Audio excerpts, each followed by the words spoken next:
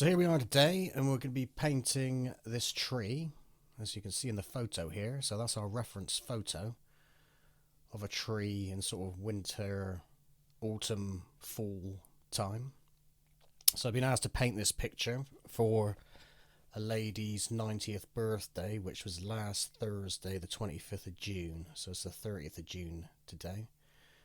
So we've got our paint selection there, which is yellow, blue, white, and orange. And we'll just use a combination of those colours.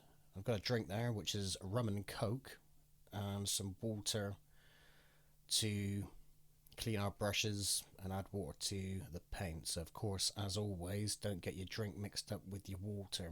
I think we've probably all done that. Put our brushes in our drink. So here we go. I think that's ultramarine blue there. So we're going to use some ultramarine blue with some white. And I think I can't remember what the white is. It's called something, but any white will do. Yeah, I can't remember what it's called. And we got orange there and a cadmium yellow. And we're just mixing up a combination of blue and white for the background. So what we're going to do is create a background here to represent our sky and kind of blend in a load of colours and try and make some cloud and light effects for our background. And once we've done our background, we can then start painting in the tree and try and emulate that silhouette look from the photo. So building up some layers here with our paint. And you'll find if you build up some layers, let the first layer dry and then put another layer on top, it will kind of give you some depth to the colours you apply to the canvas. I think I left that all night, but I can't remember. I might have used the hairdryer. I did use the hairdryer in certain stages just to speed up the drying process. So as you can see, we're adding some colours there. So alongside the white and blue, we're adding some orange and some yellow and just mixing in the colours just to give a kind of light and sunlight effect with clouds and blue sky. So continuing building up the layers to get to our desired look.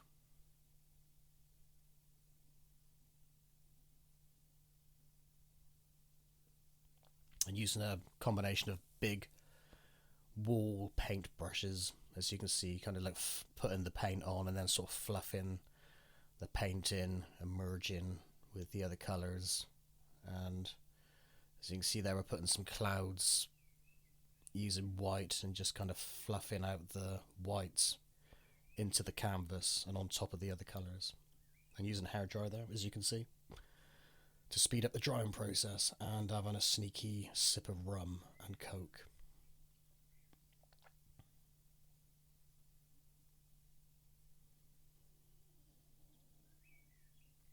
Building up some more white for the clouds.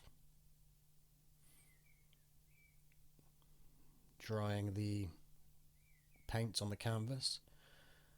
When we get to doing the silhouette, we'll mix the orange, yellow and blue together to give us a darker colour. It's not quite black, it's more like a very dark brown. And as you can see there, I'm just penciling in some branches and a trunk shape just to give us an idea where we're going to be painting. So painting the trunk there, painting in the main trunk, tree and branches, and just basically refining that as we go, building up the branches and kind of getting a rough shape from the reference photo, but also going with the flow to where you want your branches. So I suppose this picture sort of ends up being sort of a slightly realistic representation of the photo, but also a kind of abstract, arty, farty, whatever you want to call it, to the photo also.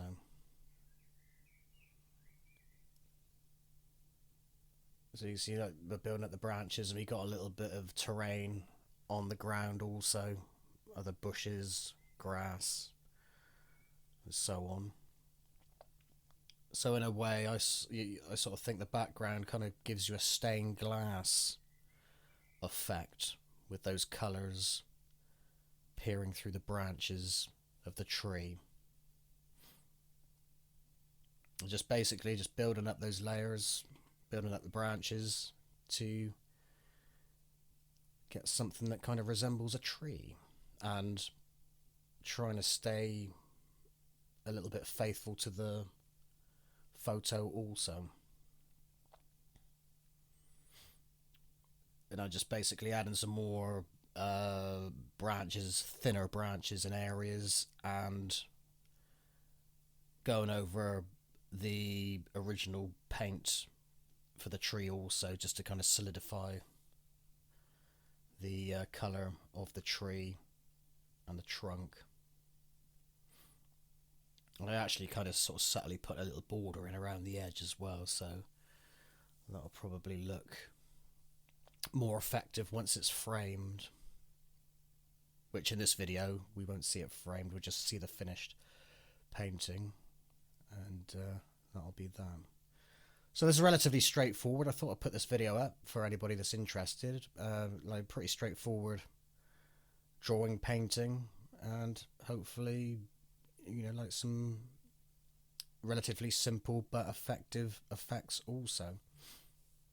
So I also decided to kind of put a sun behind the branches to peer through, kind of get sort of a glowing effect, which we'll get to in a moment. And what I did there was to put some off-whites, just some very light white, well, it's light of course, mixed with a little bit of yellow, and then I just kind of dabbed around our sun to create a glowing effect, so you'll see that coming up.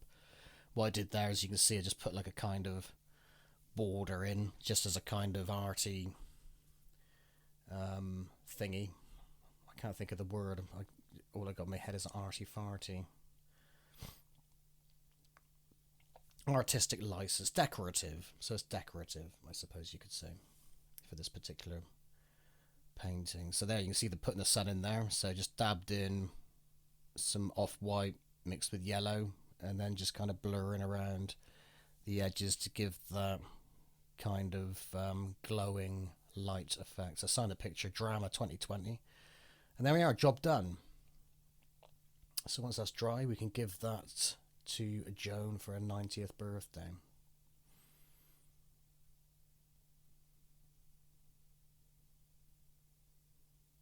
I should have took a photograph of this picture to so that everybody could see the colours easier, but I didn't take a photo because once I painted this, I actually gave the painting away the next day.